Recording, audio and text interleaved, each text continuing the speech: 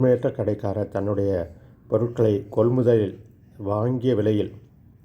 கொள்முதல் விலையில் விற்பதாக கூறுகிறார். ஆனால் அவர் பயன்படுத்தும் எடை உண்மையில் இருக்க வேண்டிய எடையில் 46% குறைவாக உள்ளது எனில் அவருடைய லாப சதவீதம் காண்க. 4 ஆப்ஷன் கொடுத்துருக்காங்க. அதாவது என்ன பண்ணுறாரு, 100 கிராம் பொருளுக்கு பதிலாக 56 கிராம் தான் கொடுக்குறாரு, 54 கிராம் தான் கொடுக்குறாரு.